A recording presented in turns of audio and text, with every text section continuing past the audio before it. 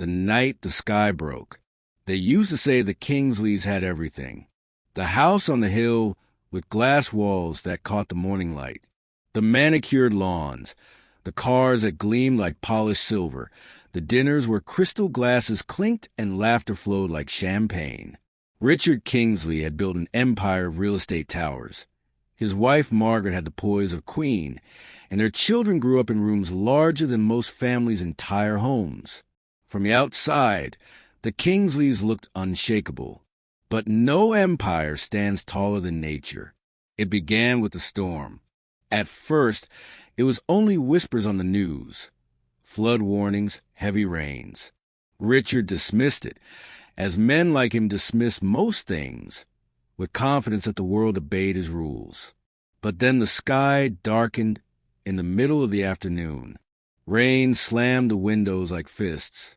The hill trembled, and the river that had always been a ribbon of silver below their estate swelled into a monster. Within hours, the unthinkable happened. The Kingsleys' fortress was swallowed. Walls cracked. Chandeliers swung wildly before plunging into water. The cars were carried away like toys. They escaped with only the clothes on their backs, stumbling barefoot into a world they had never thought they would touch. By dawn, the house was gone. The Kingsleys, who once had closets of silk, vaults of gold, and servants who answered every call, found themselves shivering on the cold floor of a crowded shelter, shoulder to shoulder with strangers who had lost just as much, and some who had started with nothing at all. Richard could not stop shaking, not from the cold, but from disbelief. He had built towers strong enough to cut through storms. How could he not protect his own family? Margaret clutched their children, still in pajamas. The youngest, Ella, whispered through tears, "When will we go home?" Margaret had no answer. At breakfast, they were handed bowls of thin soup and bread, so plain it felt like insult. Richard almost pushed it away. He had eaten in restaurants where a single dish cost more than this entire shelter's pantry. But then a man with dirt under his nails and eyes heavy from exhaustion said quietly, "It's not much, but it's enough to keep us alive." Richard froze. The man smiled weakly and added, "Sometimes enough is everything." The Kingsleys weren't prepared for what came next. They thought they would stay hidden, quietly waiting for the storm to pass and for their old life to return. But life, once broken, doesn't stitch itself back so neatly. Their first night in the shelter, Ella began to cry from the cold. Margaret wrapped her in her coat, but it wasn't enough. Then a woman from the next cot over. Her name was Rosa, a single mother who had lost her small apartment to the flood, took off her own blanket and draped it over Ella. "You keep her warm," Rosa said softly. "I'll be fine." Margaret tried to refuse, but Rosa insisted. Children come first. The Kingsleys, who once entertained politicians and investors, were now being kept warm by the kindness of a stranger who had less than they did. Days turned into weeks. Richard learned how to line up for meals, how to accept donations of clothes that smelled faintly of other people's homes. Margaret learned how to help in the kitchen, stirring vats of soup that could feed 100 mouths. Their children learned how to share one toy among many kids, their laughter blending with voices that spoke in accents and tones they had never heard in their marble halls. The Kingsleys had never thought themselves proud. They thought gratitude was something they already practiced. But true gratitude is not the polite thank you murmured at the end of a dinner party. It is the look you give a stranger who places food in your empty hands. It is the tear that falls when someone who has nothing gives you something anyway. One night, as rain tapped gently against the tin roof of the shelter, Richard asked Rosa, "How do you do it? How do you keep going when you've lost so much?" Rosa shrugged.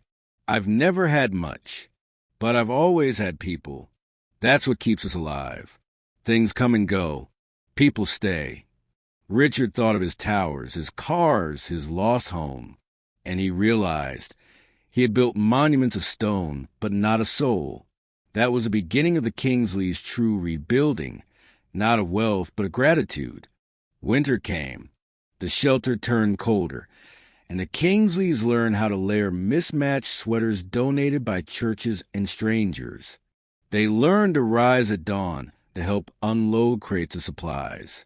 They learned to share bathrooms with dozens of families, to sleep through the sound of babies crying, to wake when someone shook their cot and whispered, "It's your turn to help with breakfast."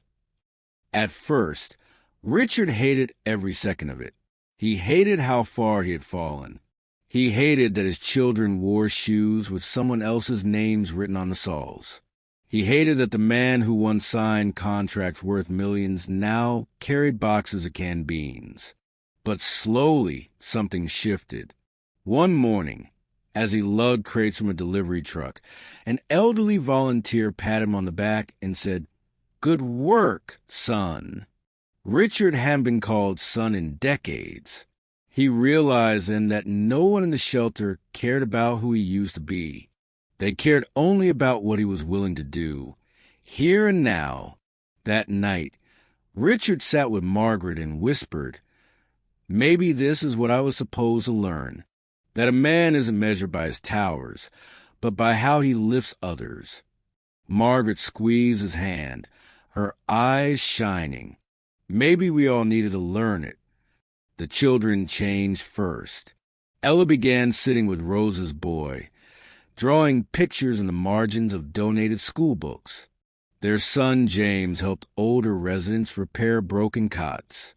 Even their eldest, Catherine, who had once rolled her eyes at the thought of chores, began teaching English to newcomers who struggled with the language.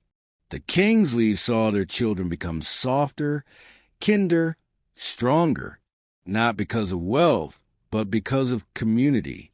Months passed before the government announced rebuilding efforts. Families were given opportunities to apply for small homes, modest but sturdy, funded by relief programs. The Kingsleys, who had once lived in glass palaces, moved into a tiny brick house with 2 bedrooms and a kitchen smaller than their old walk-in closet. Yet when they turned the key for the first time, Margaret cried. "Home," she whispered. "It's small, but it's ours." Neighbors came with casseroles, with flowers plucked from cracked sidewalks, with warm embraces that said, "You belong here." The Kingsleys no longer lived above people. They lived among them, and for the first time, they realized that belonging was richer than wealth. Richard wanted to give back. He didn't have his towers anymore, but he had skills. He knew how to design, how to build. So he gathered volunteers from the shelter and the neighborhood, people who had lost homes but still had hands willing to work. Together, they repaired roofs, patched walls, built playground from scraps. One afternoon, while helping Rosa rebuild her tiny apartment, Richard stopped and looked at the laughter filling the street. Neighbors painting walls, children chasing each other, Margaret serving sandwiches from their little kitchen. "This is wealth," he murmured. "Not marble, not glass. This." 2 years later, the Kingsleys were unrecognizable to those who had once envied them.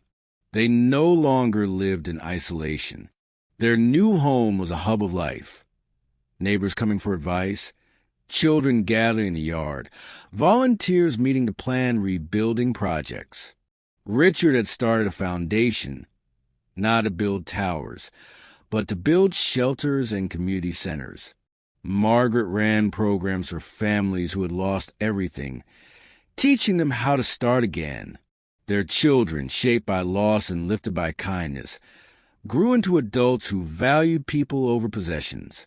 One evening, as the family sat outside under a string of borrowed lights, Rosa joined them.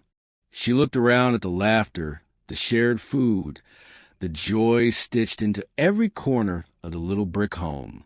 "You had everything once," she said softly, "but maybe now you truly do." Margaret smiled, brushing a tear from her cheek. "We used to have comfort. Now we have gratitude.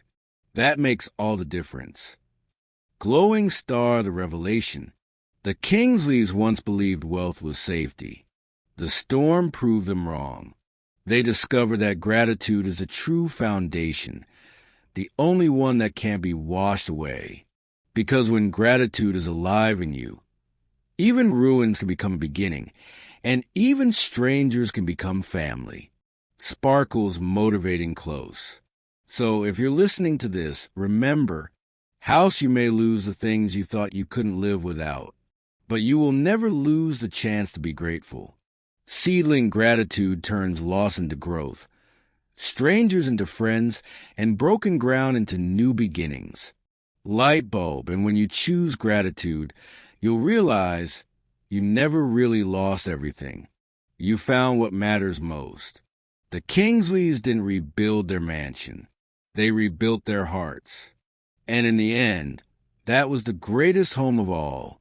Sparkles the end.